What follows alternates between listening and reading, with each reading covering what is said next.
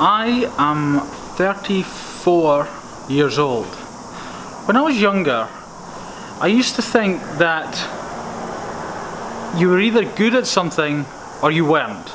I used to think genetics played the biggest part in determining what you could do, what you couldn't do, and that kind of thing. But I discovered it's not quite right.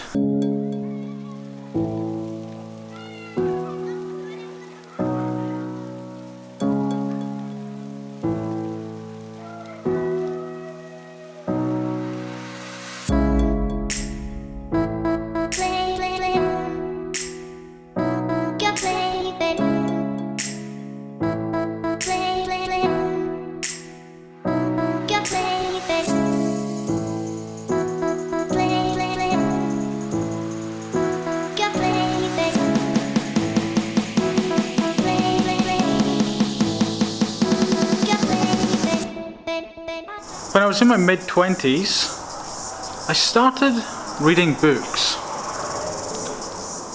I'd never really read books in my life up to that point. I think I'd read a few Roald Dahl kids books when I was younger, and I also read some textbooks for studying sort of when I was in university. But I'd never really read at all. And because of my sort of mid-20s, I was kind of struggling. Like by that age, I was like, you know, I wasn't getting what I wanted. I'd never really achieved anything. I was like, there was things I wanted in life, and you know, I assumed I had to be a certain way. I had to be, you know, naturally good at something to kind of get it. You know, to get those things. You know, I assumed that because I wasn't born with X, Y, Z, then I couldn't get, you know, that part of my life sorted, or that part of my life. You know, whether it was, you know, being more confident, or you know, being successful in business, you know, that kind of thing.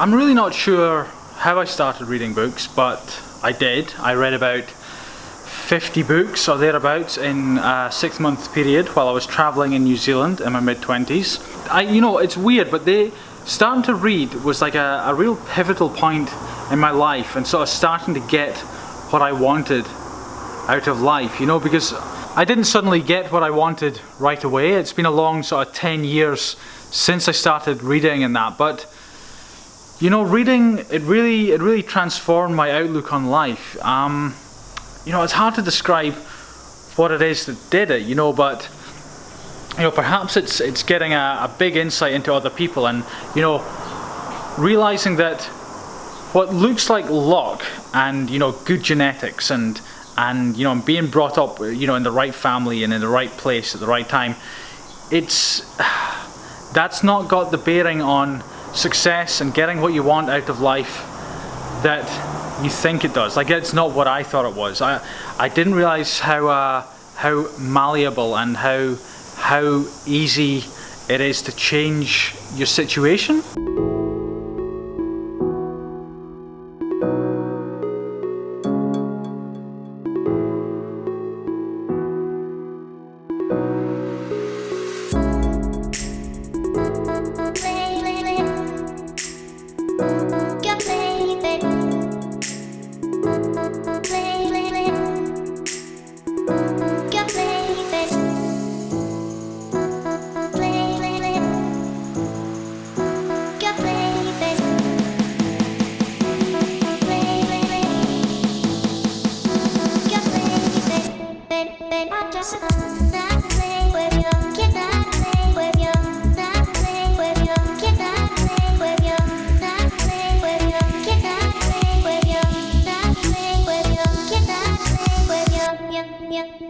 When I was younger, I was really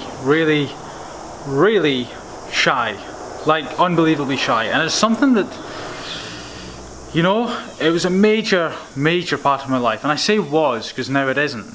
I mean, I'm doing YouTube videos, but you know, that's not a good test really, because you know, it's just a camera. It's not people, it's not social interactions and things like that.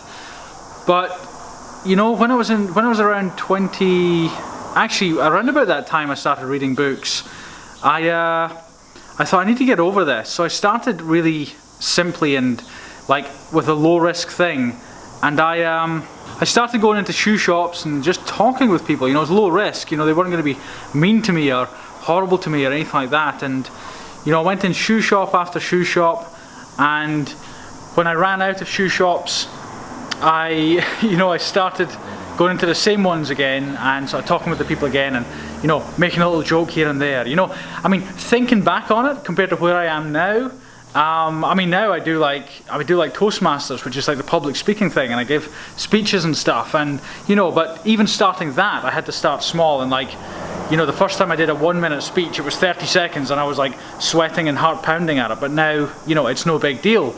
And it proves how malleable sort of we are, you know, and how we can learn things. I mean, I do Kickstarter projects, for instance. Right now I've got one going on for a titanium pen, and it's going to be pushing, in total funding, across 13 projects. I'm almost at, or I might have just surpassed $1 million in total. When you look back at my first project, it was horrible. Like, the design was not that great, and you know, the project page itself, the video I did, just like, you know, I'm almost in physical pain when I think about it. But you know, you improve, you keep learning, you study other projects, and you learn. And I never used to kind of grasp that. I never used to sort of understand that that's how life works.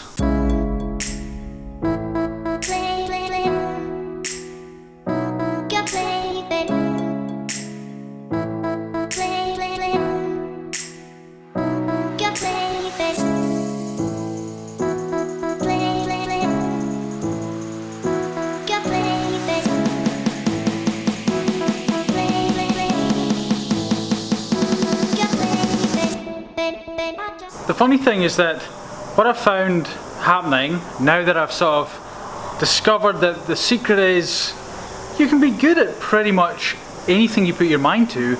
You might not be the best in the world, but you can, you know, you can get to, you know, right at the top of, you know, whatever it is you're wanting to do. And with that, one of the problems is deciding what you want to do. When you know you can pretty much go after what you want in life, it's a case of like finding what you're interested in and kind of following. I mean, it may sound a little bit, I don't know, what's the word, hokey.